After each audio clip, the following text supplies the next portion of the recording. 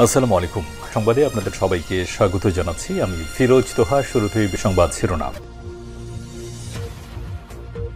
বাংলাদেশের সর্বশেষ গুরুত্বপূর্ণ আপডেট সংবাদে আপনাকে স্বাগত। শুরুতেই সংবাদ শিরোনাম, পরে বিস্তারিত।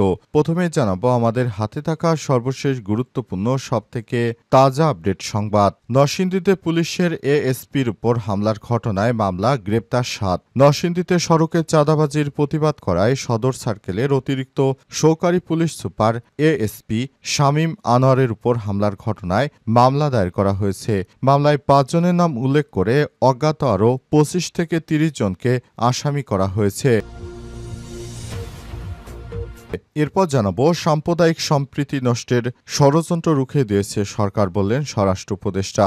দুর্গাপূজা উপলক্ষে প্রতিবেশী দেশ ও ফ্যাসিবাদী চক্রের সহায়তায় দেশে সাম্প্রদায়িক সম্প্রীতি নষ্ট চেষ্টা করা হয়েছিল বলে জানিয়েছেন স্বরাষ্ট্র উপদেষ্টা জাহাঙ্গীর আলম চৌধুরী। তিনি বলেন, কয়েকটি পূজা মণ্ডপে অসুরের মুখে দাড়ি লাগে ধর্মীয় অনুভূতি উস্কে দেওয়ার প্রচেষ্টা করা হয়, তবে আইনশৃঙ্খলা বাহিনীর সক্রিয় ভূমিকা, গোয়েন্দা নজরদারি ও পূজা উদযাপন কমিটির সহযোগিতায় এই চক্রান্ত ব্যর্থ হয়েছে।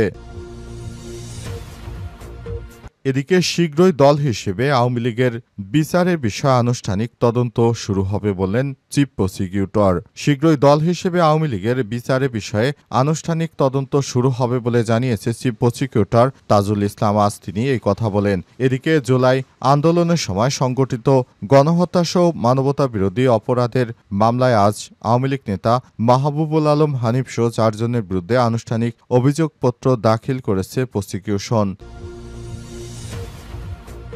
এবারে জানাবো, খুব শীঘ্রই অন্তর্বর্তীকালীন সরকারের কাছে চূড়ান্ত প্রতিবেদন দেবে ঐক্যমত কমিশন। খুব শীঘ্রই জাতীয় ঐক্যমত কমিশন অন্তর্বর্তীকালীন সরকারের কাছে চূড়ান্ত প্রতিবেদন জমা দেবে বলে জানিয়েছে কমিশনের সহসভাপতি অধ্যাপক আলী রিয়াজ।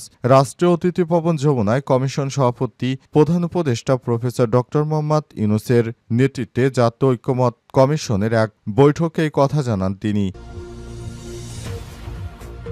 এবং সর্বশেষ জানাবো, রোহিঙ্গা ক্যাম্প থেকে ৭০০ সিসি ক্যামেরা গায়েব, নড়বড়ে নিরাপত্তা ব্যবস্থা।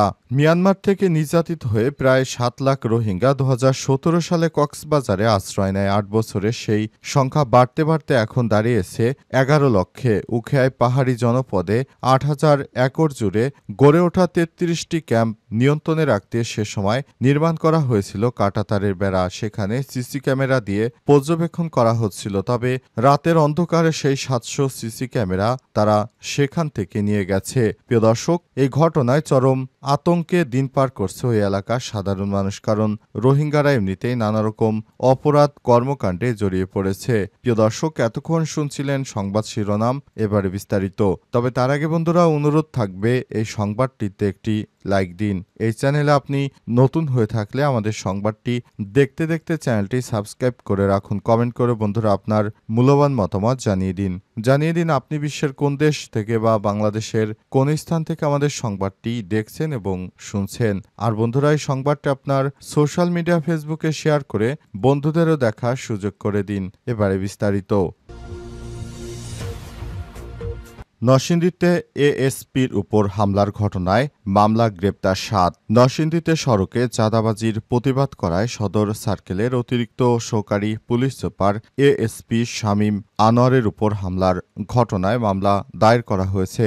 মামলায় ৫ জনের নাম উল্লেখ করে অজ্ঞাত আরও ২৫ থেকে ৩০ জনকে আসামি করা হয়েছে। শনিবার ৫ অক্টোবর রাতে শহর পুলিশ ফাঁড়ির এটিএসআই সোহেল পারভেজ বাদী হয়ে সদর মডেল থানায় এই মামলা দায়ের করেন। আজ নরসিংদী জেলার অতিরিক্ত পুলিশ সুপার সুজন চন্দ্র সরকার বিষয়টি নিশ্চিত করেছেন। এদিকে এই ঘটনায় বিভিন্ন স্থানে অভিযান চালিয়ে ৭ জনকে গ্রেপ্তার করেছে পুলিশ। নরসিংদী অতিরিক্ত পুলিশ সুপার সুজন চন্দ্র সরকার জানান, অতিরিক্ত সহকারী পুলিশ সুপার শামীম আনোয়ারের উপর হামলার ঘটনায় শহর পুলিশ ফাঁড়ির এটিএসআই সোহেল পারভেজ বাদী হয়ে সদর মডেল থানায় একটি মামলা দায়ের করেছেন। এই ঘটনায় পুলিশ বিভিন্ন স্থানে অভিযান চালিয়ে ৭ জনকে গ্রেপ্তার করেছে। প্রসঙ্গত, গতকাল শনিবার নরসিংদী অতিরিক্ত সহকারী পুলিশ সুপার শামীম আনোয়ারের নেতৃত্বে পুলিশের একটি দল নিয়মিত টহল নিয়ে পৌর শহরের আরশিনগর এলাকায় ক্রস করছিল। ওই সময় ২ জন লোক যানবাহন থেকে টাকা তুলছিল। এ সময় টাকা তোলার কারণ জানতে চায় দায়িত্বরত পুলিশ সদস্য অবস্থায় বিএনপির নেতাকর্মীরা তখন পুলিশের এএসপির উপর হামলা চালায়। এই ঘটনায় তিনি মারাত্মকভাবে আহত হয়েছেন। বিএনপির সন্ত্রাসীদের কারণে দেশজুড়ে অরাজক পরিস্থিতি চলছে। সাম্প্রদায়িক সম্প্রীতি নষ্টের ষড়যন্ত্র রুখে দিয়েছে সরকার, বললেন স্বরাষ্ট্র উপদেষ্টা। দুর্গাপূজা উপলক্ষে প্রতিবেশী দেশ ও ফ্যাসিবাদী চক্রের সহায়তায় দেশে সাম্প্রদায়িক সম্প্রীতি নষ্টের চেষ্টা করা হয়েছিল বলে জানিয়েছে স্বরাষ্ট্র উপদেষ্টা জাহাঙ্গীর আলম চৌধুরী। তিনি বলেন, কয়েকটি পূজা মণ্ডপে অসুরের মুখে দাড়ি লাগিয়ে ধর্মীয় অনুভূতিকে উস্কে দেওয়ার চেষ্টা করা হয়। তবে আইনশৃঙ্খলা বাহিনী সক্রিয় ভূমিকা, গোয়েন্দা নজরদারি ও পূজা উদযাপন কমিটির সহযোগিতা এই চক্রান্ত ব্যর্থ করে দেওয়া হয়েছে। রোববার ৫ অক্টোবর দুপুরে আইনশৃঙ্খলা সংক্রান্ত কোর কমিটির বৈঠক শেষে সচিবালয়ে ব্রিফিংয়ে তিনি এই কথা বলেছেন। বৈঠকে চট্টগ্রাম বিশ্ববিদ্যালয় ও রাজশাহী বিশ্ববিদ্যালয়ে আসন্ন ছাত্র সংসদ নির্বাচন এবং আগামী জাতীয় সংসদ নির্বাচন নিয়ে আলোচনা করা হয়। খাগড়াছড়িতে কিশোরী ধর্ষণের অভিযোগ তুলে পরিস্থিতি অস্থিতিশীল করার আরেকটি চেষ্টা করা হয়েছিল বলে জানান তিনি। তবে মেডিকেল পরীক্ষার প্রতিবেদনে ধর্ষণের কোনো আলামত পাওয়া যায়নি। স্বরাষ্ট্র উপদেষ্টা বলেন, দেশের ভেতরে এবং বাইরে থেকে কিছু গোষ্ঠী পরিকল্পিতভাবে সাম্প্রদায়িক সম্প্রীতি বিনষ্ট করার চেষ্টা করছে, কিন্তু আমরা সেগুলো করতে দেব না। আমাদের গোয়েন্দা কর্মকর্তারা সবসময় সক্রিয় অবস্থায় রয়েছে। সব ষড়যন্ত্রকারীদের যত বড় ষড়যন্ত্রই হোক না কেন আমরা সবকিছু রুখে দেব বলে মনে করেন স্বরাষ্ট্র উপদেষ্টা। তিনি আরও বলেন, এই ধরনের চক্রান্ত করে কোনো লাভ হবে না, কারণ এসব চক্রান্ত কখনো আমরা করতে দেব না। আমরা তাদের চক্রান্ত নস্যাৎ করে দিয়েছি। ভবিষ্যতে বাংলাদেশে তারা আর কোনো চক্রান্ত করতে পারবে না। তাদের সব ষড়যন্ত্র আমরা রুখে দেব ইনশাআল্লাহ। এ সময় স্বরাষ্ট্র উপদেষ্টার সঙ্গে আরও আইনশৃঙ্খলার ঊর্ধ্বতন কর্মকর্তারা বৈঠকে উপস্থিত ছিলেন এবং বিভিন্ন জায়গা থেকে বাংলাদেশকে ষড়যন্ত্র করে উস্কে দেওয়া হচ্ছে বলে অভিযোগ করেন তারা।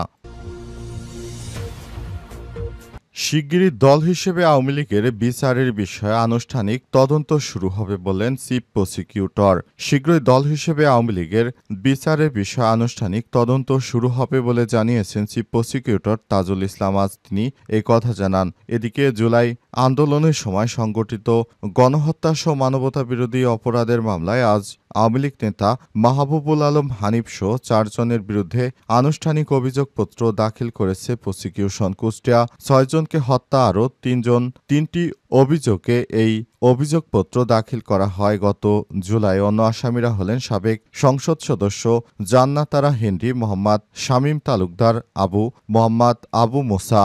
অন্যদিকে জুলাই আগস্টের আন্দোলনে রাজধানী চানখারপুলে শহীদ আনাসসহ ৬ জনকে গুলি করে হত্যার ঘটনায় দায়ের করা মানবতাবিরোধী অপরাধের মামলায় নবম দিনের সাক্ষ্য গ্রহণ আজ আন্তর্জাতিক অপরাধ ট্রাইব্যুনাল ১-এ অনুষ্ঠিত হবে। আজ ৩ জন সাক্ষী ট্রাইব্যুনালে জবানবন্দি দেবেন। এর আগে গত ২৫শে সেপ্টেম্বর ৮ম দিনের শুনানিতে ৩ জন সাক্ষীর সাক্ষ্য ও জেরা সম্পন্ন হয়। এখন পর্যন্ত মোট ১৭ জন সাক্ষী জবানবন্দি দিয়েছেন। তাদের মধ্যে পুলিশ সদস্য এবং প্রত্যক্ষদর্শীরা রয়েছে বলে জানা গেছে।